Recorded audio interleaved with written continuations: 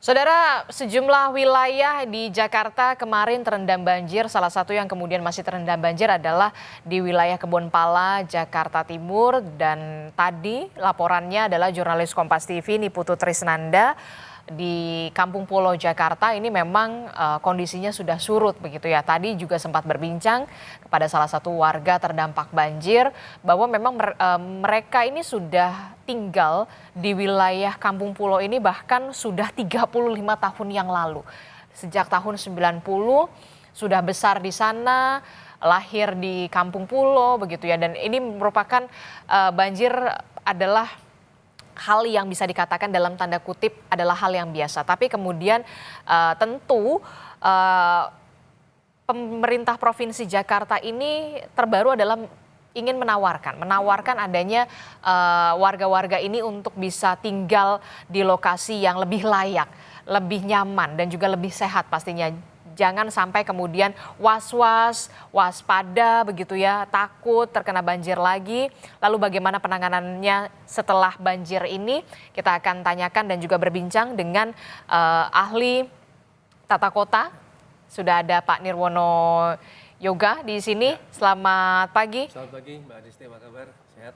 Alhamdulillah baik Pak, terima kasih sudah menyempatkan waktu ke studio Orange Kompas TV. Pak, tadi kita sudah melihat bagaimana kondisi warga di Kampung Pulo, Jakarta Timur bersama dengan jurnalis Kompas TV Niputu Trisnanda. Salah satu warga sudah mengatakan sudah 35 tahun, sudah dari tahun 90 tinggal di sana, lantai 1 memang sudah disiapkan kosong, semua aktivitasnya di atas begitu ya. Betul. Mereka juga sebenarnya mau loh dipindah, mau loh direlokasi, tapi pesannya satu, jangan terlalu jauh. Nah, kalau dari tata kota sendiri, menurut kacamata Anda, harus seperti apa sih sebenarnya yang harus dibenahi lebih dulu nih, supaya banjir 5 tahunan, siklus 5 tahunan ini tidak berhentilah, sudah selesai sampai di sini saja. Betul sekali Mbak Adisti. Jadi gini, menurut saya ada 3 langkah utama yang bisa dilakukan oleh pemerintah DKI ya. Kalau kita lihat kemarin ini kan praktis banjir kiriman terjadi di seluruh pemukiman bantaran kali ya. Artinya kan PR utama kita membereskan ada 2. Satu membereskan membenahi bantaran kalinya,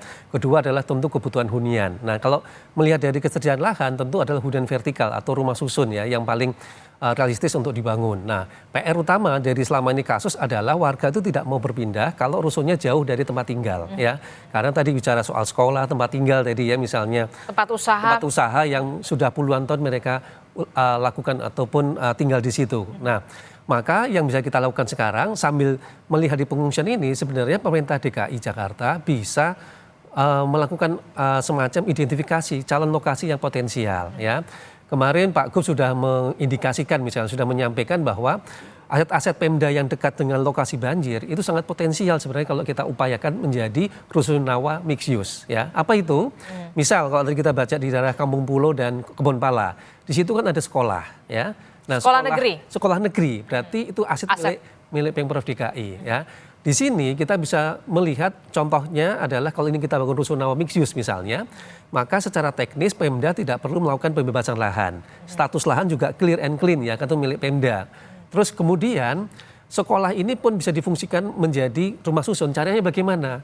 Maka yang bisa dilakukan adalah nanti ya pada saat revitalisasi bangunan pada lantai 1, 2, 3 misalnya itu tetap mempertahankan fungsi untuk sekolah ya.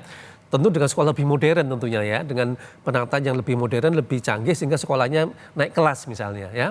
Kemudian di lantai 4 sampai lantai 5 itu bisa disediakan untuk usaha UMKM. Apa tujuannya?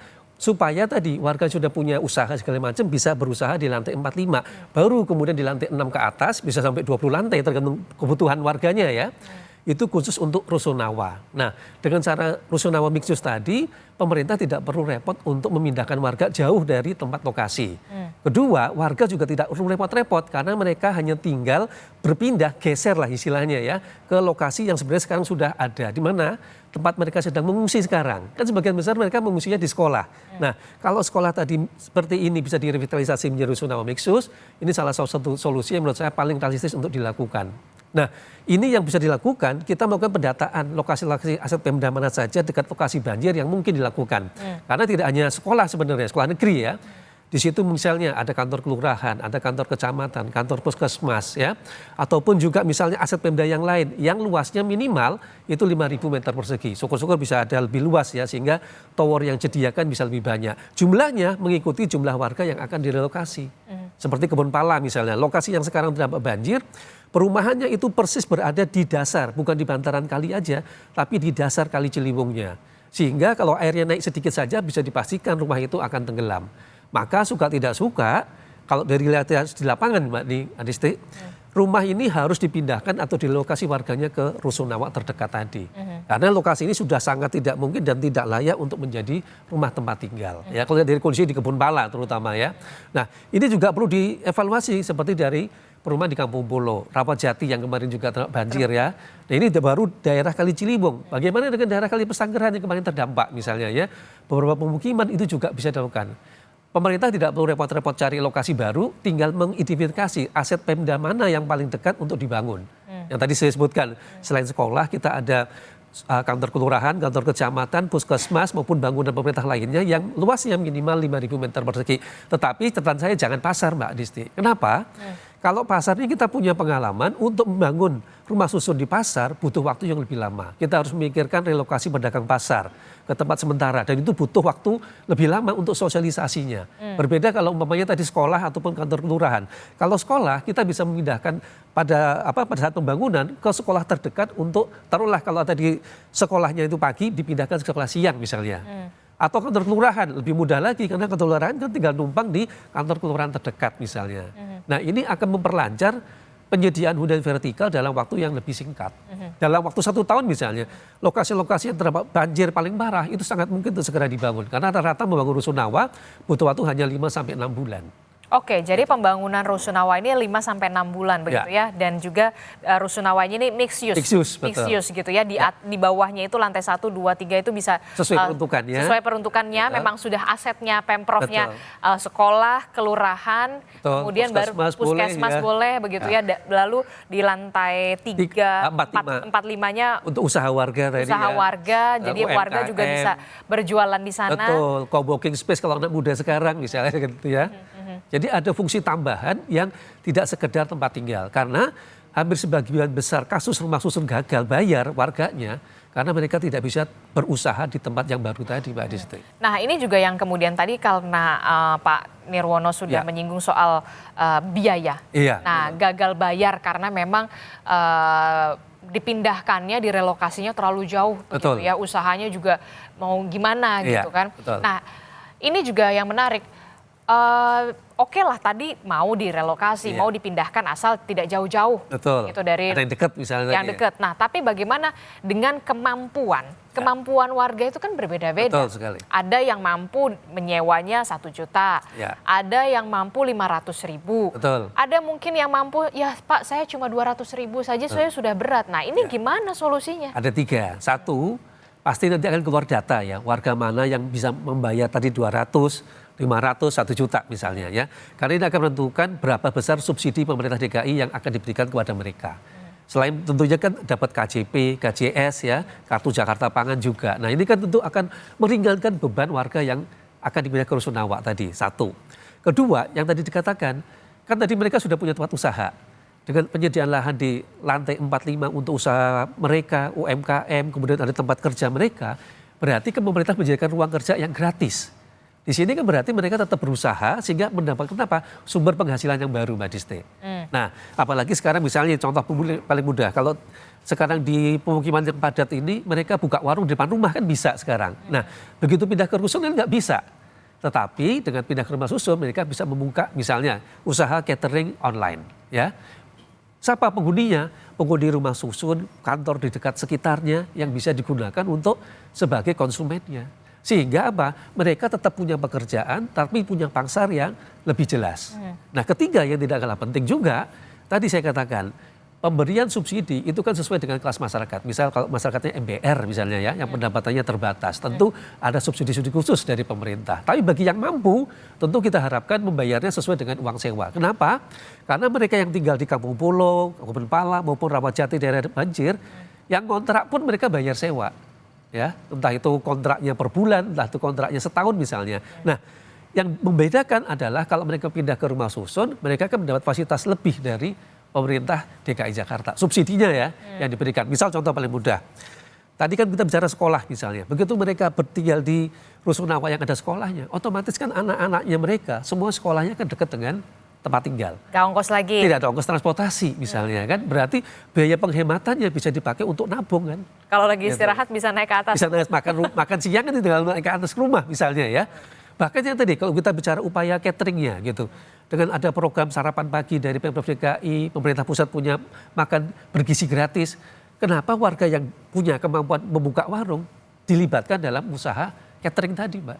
Gitu. Jadi jangan hanya sekedar memindahkan, tapi segera siapkan juga sumber-sumber mata pencarian baru yang tentunya harus beradaptasi dengan hunian vertikal. Roda perekonomiannya harus tetap jalan berjalan terus. Betul. Itu yang menurut saya harus dipikirkan. Nah, kalau semuanya sudah berjalan, maka kita sekaligus memecahkan masalah tadi. Banjirnya beres, warga mendapat penghidupan yang lebih bagus, dan yang terpenting lagi, mereka dapat beradaptasi di budaya hidup baru yang baru di kota ya. Jangan lupa, Jakarta kan sudah mencanangkan menjadi kota global, Mbak Desti.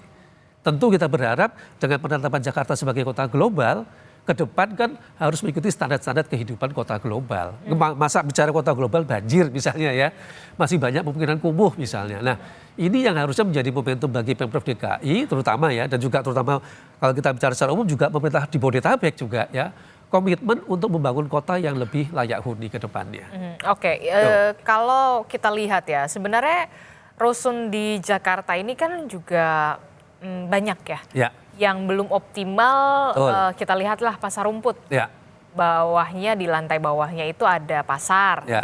Tapi kemudian juga di atasnya rusunnya belum optimal juga, Betul, Pak Nirwono. betul. Ya. Nah kemudian juga ada rusun yang dekat stasiun Pasar Tanah Abang. Betul. Itu juga belum optimal. Nah ini gimana nih ke depannya? Betul, ada 3 persoalan juga yang kita temukan. Yang pertama selalu biaya sewa, Mbak. Nah itu dia, biaya sewa yang yang relatif tinggi ya, sehingga warga terus terang berkeberatan untuk tinggal di situ. Berapa sih Pak biasanya biaya rusun? Pemprov DKI rata-rata mematok harga 2,4. Ya, 2,4? Pasar Rumput itu 2,4. Itu udah angka yang hitung-hitungannya secara realistis masuk. Karena kita bicara kalau udah vertikal, itu ada air bersih, ada gas, dan juga ada listrik yang harus dibayar. Belum perawatan gedung loh ya istilah tadi. Nah sekarang dengan 2,4 tadi, tentu pemerintah punya alasan kuat untuk dalam tanda petik tadi subsidinya. Ya, berupa KJP, KJS, termasuk tadi kalau sekolahnya dekat misalnya ya. Artinya ada biaya-biaya yang sebenarnya kalau dihitung-hitung relatif lebih murah ya. Karena tadi dalam satu bangunan loh ya semuanya.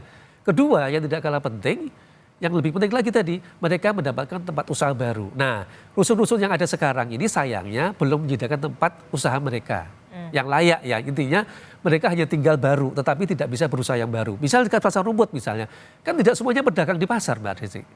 Ada orang yang kantor misalnya, ada pekerja seni, pekerja digital misalnya, yang tentu tidak membutuhkan pasar misalnya. Nah, berarti kan dia butuh ruang untuk bekerja yang bukan pasar. Nah, dengan adanya mixed use, mereka punya pilihan sebenarnya kan. Artinya mereka bisa melakukan kegiatan ekonomi sesuai dengan latar belakang profesi mereka selama ini. Nah, ketiga, kalau tadi saya katakan rusunawanya itu di dekat lokasi mereka tempat tinggal, secara teknis kan tidak ada masalah soal transportasi maupun lingkungan tempat kerja mereka. Jangan lupa, salah satu kendala mereka tidak mau pindah ke tempat lain karena jauh dari tempat usaha mereka. Dengan mendekatkan tempat usaha mereka, tentu tidak ada alasan lain mereka untuk tidak mau. Nah, ini yang menurut saya menjadi pembelajaran bahwa saat membangun rumah susun, jangan sampai mengulangi kesalahan seperti di Pasar Tanah Abang maupun Pasar Rumput. Perhatikan tipologi dari masyarakatnya juga. Jadi jangan sampai kemudian sudah membuat rusun malah mubazir lah dalam betul tanda sekali, kutip Mbak, gitu ya. betul. Saya melihat Betul. ini rusun bagus loh. Betul sekali. Tapi kalau tidak sesuai dengan kebutuhan warga masyarakat kan jadi tidak ada yang tinggal. Misal kalau kita Pasar Rumput. Pasar Rumput itu secara teknis adalah lokasi yang sangat ideal, strategis. Tetapi untuk siapa? Nah itu kan, kalau dari lokasi dalam konteks tata kota yang paling tepat adalah untuk para pekerja. Pekerja kantoran terutama, yang bekerja di daerah Kuningan maupun daerah di sekitar Sudirman Tamrin. Secara transportasi ada bis Transjakarta, dekat MRT misalnya ya. Jadi ini yang tadi saya bilang, peletakan rumah susun harus mengertikan tipologi masyarakat. Kalau buat masyarakat MBR tentu mahal. Apalagi seberangnya dari Pasar Rumput daerah Menteng lagi Mbak. Ya, artinya lokasinya strategis, tetapi kalau pangsa pasarnya tidak tepat tentu tidak sesuai dengan target usahanya. Nah itu misalnya yang harus jadi catatan dari Pemprov DKI ke depan dalam membangun rumah susun. Jangan sampai mubazir seperti sekarang. Oke, jangan sampai mubazir dalam tanda kutip ya ketika rumah susun sudah bagus-bagus begitu ya di Pasar Rumput, Betul. kemudian di Tanah Abang juga, tapi kemudian faktanya di Tidak sesuai lapangan dengan tidak sesuai peruntukan target pasarnya seperti apa. Nah, bagaimana nanti penanganan banjir ketika Rusunawa mixed use ini benar-benar akan direalisasikan? Apakah juga nanti akan beriringan kembali akan ada normalisasi Sungai Ciliwung yang nanti akan dilakukan oleh Pemprov Jakarta? Nanti kita akan membahasnya lebih lanjut. Tetaplah bersama kami dalam Breaking News Kompas TV.